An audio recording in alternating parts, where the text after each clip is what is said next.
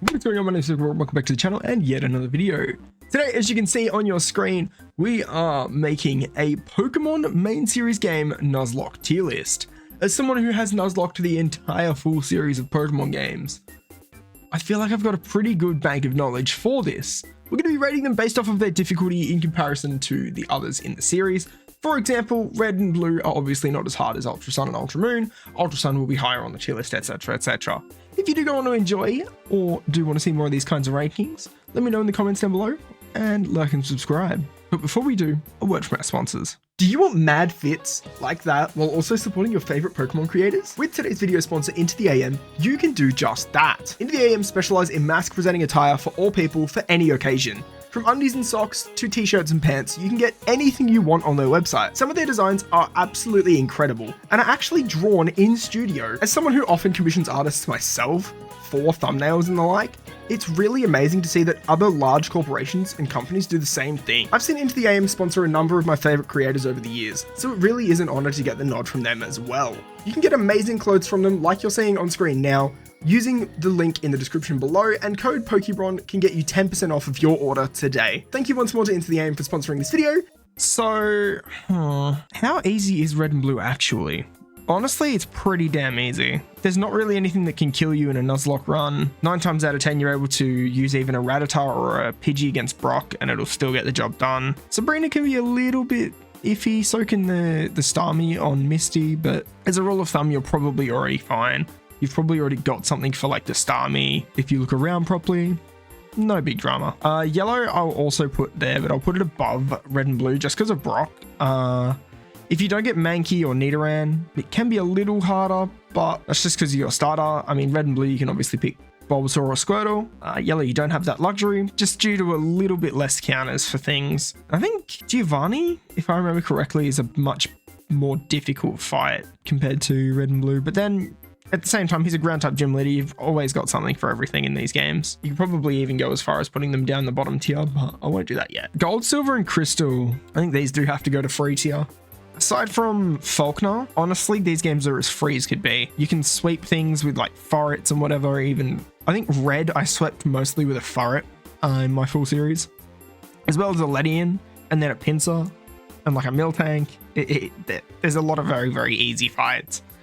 The Elite Four gets absolutely trivialized by Alakazam, which is guaranteed with the Game Corner. Yeah, these games are very, very easy. Ruby and Sapphire. Ruby and Sapphire I'm going to put in average. They're the hardest Pokemon games so far out of these ones, just because there's a lot more Pokemon. There's also abilities now in Pokemon, which makes things a little bit more difficult to control. At the same time, the power curve of a lot of Pokemon in Gen 3 is a little bit lower. There's not really any majorly dangerous fights in these games, to be completely honest, until you get to like the Elite Four. Which, out of the 3 Elite Fours that are here, it is by far the hardest. Steven's Metagross is an absolute demon if you can let it get up and going. Colosseum, I'm going to put in the top tier. Colosseum XD are very, very deceitfully difficult games. They obviously look pretty easy at first, but every fight in these games, apart from like the first couple in each of them, is actually a double battle. I'm also going to put XD up there, but I'm going to put it above Colosseum because it's longer. Each of these games have very, very difficult fights. Many, many, many difficult fights, to be completely honest with you. Shadow Pokemon are a thing and will be doing super effective damage to you with their shadow moves, you know, so you can't really counter them very easily. And 9 times out of 10, you want to catch them anyway. I think the only real reason Colosseum sits below XD is because A, it's a much, much shorter game. There's not 7 legendaries in one fight. There's not 7 in XD either, but you get my point. Grandmaster Greavil is I would argue Grandmaster Greavil is actually probably close to, if not the toughest fight in this entire list of games. He is an absolute monster with 6 shadows on his team, as well as a Shadow Lugia that you don't get healed after fighting. It's really, really massive. Obviously, in a normal playthrough, you'd probably catch the Lugia, but in an Nuzlocke, obviously, 9 times out of 10, box arts are banned, and in the full series especially, they are banned altogether. I would say that these games are the most difficult in the series. There's also a lack of grinding options as well if you're not using rare candies, so you do have to fight a lot more trainers a lot more often, which obviously means that you could get crit, you could do this, you could do that. All of a sudden you're losing Pokemon left, right, and center. From all the people who've done the full series Nuzlockes of these games, they've all come out really bloody. It's very, very hard to be clean in double battles, especially with the very decent AI in those games as well. Fire red, leaf green. I'm going to put them above red and yellow, red, blue and yellow, but they are also very easy. Mimian is a trade Pokemon in Fire Red Leaf Green that you can get for, I believe, an Abra, and it's absolutely worth your time trading. Is it Abra? Yeah, trade for Abra on Route 2. Yeah, it's an incredible Pokemon. And then at the same time, if you don't have that, you can get Starmie as well, and with the TM move pool and everything like that, you can just sweep through most of the Elite Four with no troubles. They're very, very easy games, to be completely honest. Emerald probably sits just above Ruby and Sapphire, just because there is a lot more content. You fight both Team Magma and Team Aqua in that game, as well as Wallace in the Elite Four instead of Steven, which kind of negates the Elite Four difference a bit. I personally think Wallace is a little bit easier than Steven, but having Team Aqua and Team Magma in the one game kind of does even that out.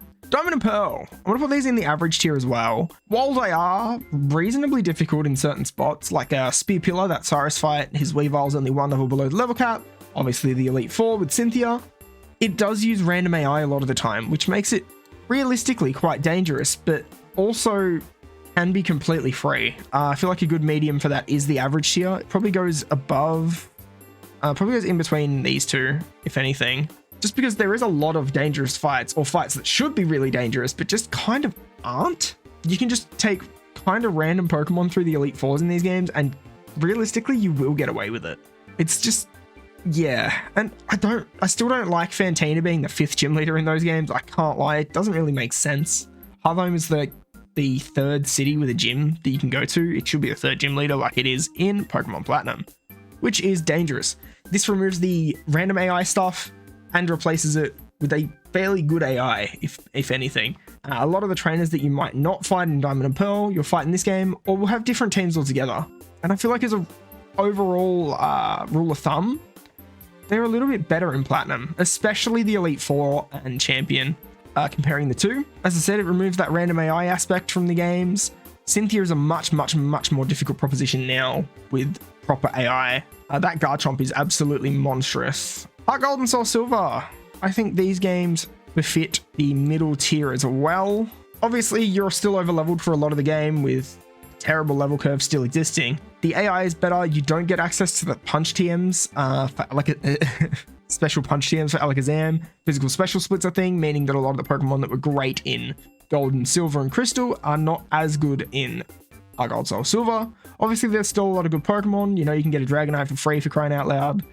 You know, all that sort of stuff. But at the same time, Red's team is a lot more complete now. It feels a lot harder, and it kind of is a lot harder. It's not so easy to just smash through them and kill everything, because in Gen 1 and Gen 2, you do have Study XP as well, which you can max in every single stat, whereas obviously in newer generations, we've just got EVs. Black and White. I would put these at the very top of the dangerous tier. Obviously, a completely different game. The first game since 1998 that has its own Pokedex only, and the gym leaders use them well. The first gym leader being super effective against your starter is kind of negated by the fact that you get a monkey. Lenora is absolutely a run killer in many, many situations if you don't get a fighting type or have a Pignite.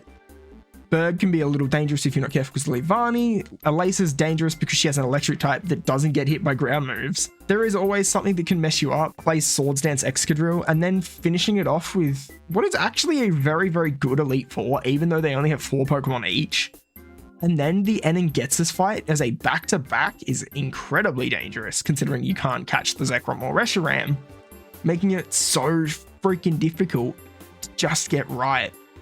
It's really, really good. It probably has an argument to go into the top tier, if anything, but I'll put it down here for now because this game goes up there instead. Follow suit with the difficult Elite Four. Iris is an amazing champion. And then there's Getsus as well, who you fight in this game. You have to fight a 750 base stat total legendary in the late game. The early game's also kind of difficult because you get so limited encounters for the first couple of gyms. I think you get to Sharon with 4 or 5 Pokemon total. It's actually quite tough. And obviously the gym leaders are still better in this game. There's also the added challenge mode as well, making things a little bit different. Gym leaders will have an extra Pokemon, Elite Four will have an extra Pokemon, but playing on easy mode is actually the hard mode in this game. If you know the challenge mode bug, I'll put it in the little box down below me, and I'll explain it there. But at the same time, the Pokedex in these games is incredible. You do get an answer for absolutely everything, but the games are very, very long, and a lot of the random trainers can just spring you and will absolutely mess you up if you're not careful at all. X and Y. I think these games go, they don't go in the bottom tier. I think they go in the easy tier, mainly because, to be honest, you get Mega Evolution in this game. It trivializes absolutely everything as soon as you can use it. Mega Lucario being a free gift mon is absolutely fucking insane. Excuse the language, of course, but it is by far the most powerful gift Pokemon in Pokemon. There's obviously the starters being amazing. You get the Mega Kanto starter as well. And then everything else is kind of disappointing about X and Y, to be honest. The region itself is pretty cool, but Gym Leaders having 3 Pokemon all the way through the game, and then the Elite Four teams not being that great. Oof. Diantha getting 4 taken from her by Klefki and 4 taken off her by my Delibird. Oof. As a rule of thumb, you'll probably be able to sweep most Gym Leaders in X and Y with 1 Pokemon. There's really not much difficulty at all. Lysander is just completely underleveled and an absolute joke of an evil boss. Omega Ruby Alpha Sapphire. I think this goes probably in between. No, I'll put it above Heart Gold and Soul Silver. As much as you get Megas, some of the AI teams in the Elite Four and all that obviously get Megas as well. Steven's got a Mega Metagross for crying out loud. That's a little scary and has taken names in the full series before. You do get Megas as well, and you get more Megas in Omega Ruby Alpha Sapphire than you do in X and Y, which is a great touch. Also, there's a bit more encounter variety with the Dex Nav stuff. Soaring, and the soaring mechanic as well. Pokemon Sun and Moon. These will go above probably everything here, if I'm being completely honest, as will Ultra Sun, Ultra Moon. I'll put them both up here for now. Ultra Sun, Ultra Moon, Sun and Moon. Trainers are EV trained in some cases in these games. Amazing touch. The Elite Four are fully EV trained, equipped with great teams. They're not the most counterable Pokemon. Yes, Ultra Sun, Ultra Moon, Naganadel is allowed in the full series Nuzlocke. That wasn't my choice. I chose to use it just because I wanted to have some fun. Which, you know, because Ultra Sun, Ultra Moon is generally regarded as the final checkpoint of the full series. If you cannot play Switch games, fair enough, you know, Switches are expensive. Ultra Sun, Ultra Moon have a number of difficult fights. The Kahunas can be very, very tough. Olivia especially can be a really, really rough fight if you're not careful. Hapu, also being higher level than Kommo-o, means that you have to use certain Pokemon for her that you cannot use until you've beaten the Kommo-o afterwards. And that totem being fully Omni boosted is very dangerous as well. The Victory Road in Ultra Sun, Ultra Moon or Mount Lanakila actually feels like a Victory Road in that game because there is trainers around, unlike in the original where you just fight Gladion. There's also demons just scattered throughout that game as well. Even in the first split of the game, the trainer in the trainer school, the teacher, she has a level 10 starter that is super effective against your own. Like, you don't have many Pokemon at that point, and admittedly, if you're using something like Litten, Poplio's got what, 75, 80 spare? That's pretty tough to fight, especially if you don't have something that you can use against it. Let's go Pikachu and Eevee. These ones are not free because we banned the use of the candy mechanic because obviously you can get 200 extra points in every stat if we could. I'm putting them in average tier. They're not free per se. They're not difficult, but by the time you get to them in the full series, you've got so few Pokemon left in Kanto that you end up having like maybe half a box of Pokemon by the Elite Four. I think I had 17 Pokemon at the end of Let's Go Eevee, which I also decided to have a nice thematic champion. But at the same time, in those games, a lot of the trainers can spring up out of nowhere, and with the sheer lack of trainers, it does get very hard to grind. Even with rare candies, you can feel like you're running behind the 8-ball a fair bit, as trainers in those games do actually scale pretty well. They did a lot of things right in those games. It'd be nice if we got a Johto version of those, I think. The Elite Four in Let's Go Pikachu and Eevee actually is kind of tough. Trace is a bit of a joke himself, but the Elite Four beforehand can definitely take names because you're on a level playing field with the AI here. You don't have any real stat EXP or EVs or anything. You know, unlike in every other game I've mentioned, you don't have that going for you. And if you get bad Pokemon, good luck. Sword and Shield. I would put these honestly in the dangerous tier. I feel like a lot of the Pokemon in these games can spring up on you, and especially if you're in the wild area, even after you defeat the 3rd gym leader, heading up to the northern part of Galar, if you run into a couple of wild Pokemon, and you can't run, good luck. Same time, you know, some of the trainers in those games can actually spring up on you and be quite tough. Even Hop in Stolen Side can actually be a fairly tough fight. Same time, obviously, there's the Dynamax Pokemon, and Dynamax moves hit hard to the shock of nobody out there. You know, most of them are at least 120 base power, if not a lot more. And on their aces, which are all fully evolved Pokemon, I'll have you know, they can be very tough. Ryan can be a super tough fight as well with his weather teams. Bede transferring from a psychic type trainer to a fairy type trainer later on also springs up on you, be tough. Leon can be very, very hard if you're not careful, but admittedly, with it not being a proper Elite Four, the preparation for that fight is a lot easier, unlike in every other Elite Four. Even though I know I swept him with a single Inteleon, it doesn't mean that he's super free. Scarlet and Violet, I think we put it there. These games do have absolutely everything for you. You can get full EV'd as soon as you have Pokemon, basically. You can get choice items and all that in the main game, I believe. You do explore the entire region, but, and this is a pretty big but here, even though there's so many Pokemon in the game, I think there's what, 400 in the main region, you only get 32, I believe, 32 Pokemon. You know, I think that's the least out of every single game here, except for like Colosseum maybe. Even though a lot of them are powerful, some areas like Area 0, that entire massive thing that takes, you know, realistically at normal speed, probably at least 2 to 3 hours to get through if you're, you know, taking your time, walking around, running around, exploring. Through all of that, you get one encounter. There are long sections of that game, and there's also a lot of level caps, with there being 18 badges as well as later game splits. You know, fighting Arvin, Penny, Nimona, the Professor, the Elite Four. It all adds up, and it does become a fairly difficult thing to keep under control. You know, some splits you might have to go in a little bit underleveled, even though there's not much to fight in between the splits. You might just have to be a little bit underleveled so you can use your other Pokemon still. You know, I believe the Elite Four level cap is 62, and then Arvin is 62, and then Penny is 63, Clavel is 61, Nimona is 66, like, it all just sort of converges on itself, and it just feels like it's a little bit more difficult to keep under control, which I did find to be the case when I was Nuzlocke in these games. Brilliant Diamond, Shining Pearl is top tier. I know these games got a bad rap. They're not perfect, but this is the one thing they did perfectly. In fact, they go up like here. EV'd trainers. Yes, it's a good thing. It adds difficulty to the Pokemon games. You can use EVs yourself. The AI should be able to use them too.